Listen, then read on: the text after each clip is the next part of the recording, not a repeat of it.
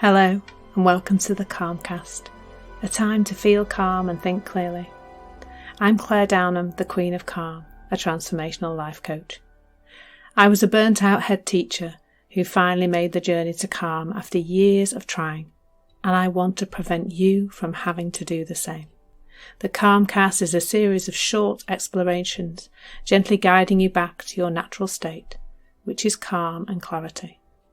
Just listen like you would listen to music, with an open mind and curiosity. There's nothing else to do. Now let's relax into today's episode. Resolutions are looming on the horizon right now. It's the 1st of December, which means in a month's time, people will be considering resolutions. And I guess the first thing that intrigues me is whether or not you still make them.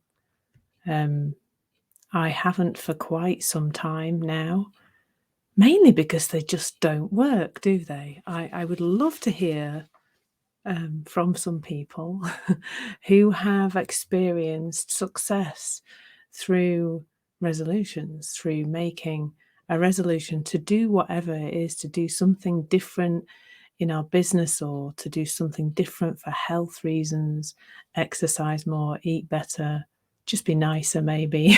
I don't know. Whatever it is you've attempted to change on the turn of the year, have you experienced any success? I don't know many people who do, and more I see people rejecting the idea even of a resolution at the new year because they're tired of failing, I think, and seeing that just doesn't work, deciding all of a sudden to change behaviour.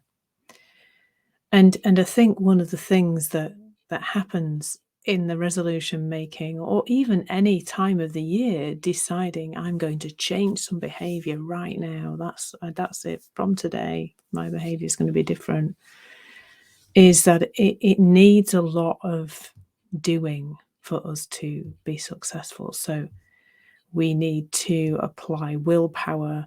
We need to virtually kind of pull our hand out of the biscuit barrel as it goes. We have to almost physically restrain ourselves in order to facilitate that change, in order to make that behavior be different.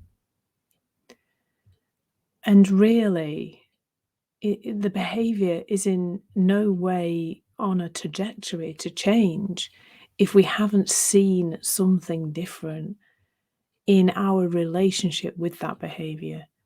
Not really in the behavior itself, because that's a bit irrelevant, really. It's more to do with how we see ourselves in relation to the behavior and what we think often we're getting out of it.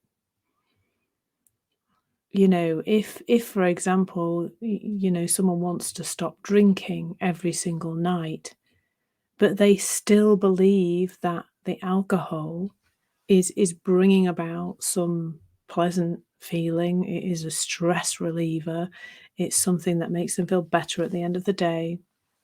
If that's still a reality in the thinking of that person, clearly it's not a real reality. If that's still a reality in thought for that person, the ability to change that behavior will be difficult. It will be the same with anything, with eating chocolate or not exercising, for example, or, not doing what we think we should be doing in our businesses. So there's something here about understanding where really concrete behavior change comes from. And for me recently, that has come from really doing not very much at all about myself. Maybe a little awareness around something. I've noticed in the last few years that my behavior, my relationship with food has transformed completely. And that's been interesting for me, because I used to be an attempt trying to make those deliberate changes through forcing it, um, through trying to use hypnotherapy and other tools to make my behaviour change. That was a big part of how I ran my life, and it did get me to a certain point sometimes, but I tended to slip back really into the old ways. It is seeing of who we really are and our changing relationship with that which passes through our heads, which comes from seeing that collection of thoughts isn't who we are anyway. That is what creates really quite interesting change. And if you've listened to me for a while, you'll know this little story about me and my relationship with dogs. So, I wasn't doing any work on my relationship with dogs, but I was always, if I was walking out with somebody or even walking on my own, I would always be veering away from dogs. I'd, cross the road, I'd change my route that I was walking on to avoid them, walk around them. And if there was somebody with me, I'd be on the far side away from the dog. Just not really a big fan of dogs. Not really sure why, I don't care, to be fair. Used to be allergic to them, so it probably used to be one of the things. Anyway, so I would always be veering away from dogs, and then sometime after I'd started to understand the nature of thought and understand that I'm not any of that anyway. One day I went for a walk with my daughter and we were walking along and a puppy ran up to us and I bent down and petted the puppy and fussed over it and talked to it and went, "Oh, you're so cute," and did all of that. And as we walked away, my daughter's puzzled face, she's looking at me with this puzzled face on. I said, "What's the matter?" She said, "Mum, you just touched a dog." And it was just bizarre to see it. Something had fallen away. Some bit more of my thinking had stopped making quite so much sense. But I hadn't deliberately tried to change my thinking about dogs.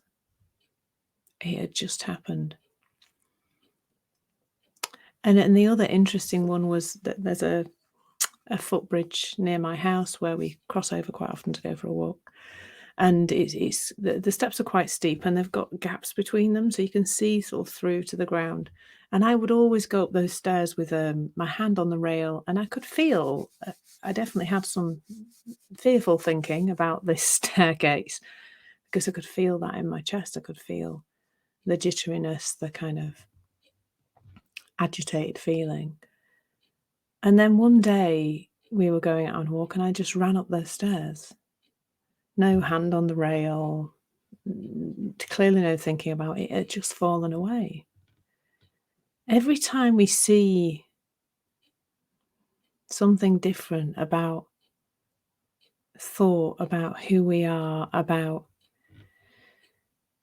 how life really works, about where our experience comes from, each time we do that, something falls away. It's like there's been a stacking process, that who we really are is this calm, confident human being with no issues, because small children aren't afraid of anything, are they? You have to watch them for that. They're not afraid of fire or anything else. They've got no fears. And then over time, not just fearful thinking, but all this thinking is like stacked up and it becomes who we think we are. But as we start to see the nature of that, it starts to fall away. And suddenly there's less on our minds and a more of a connection back to being like that small child, without fear, without the need to have certain things to feel better, without being trapped in that outside in understanding. The more we see the world works inside out, the more that behaviour change can happen really naturally. So here's my recommendation for a New Year's resolution. Look in this direction and keep looking in this direction and watch how your life unfolds and changes without all this forcing and pushing and willpower, which is exhausting. Thank you so much for listening.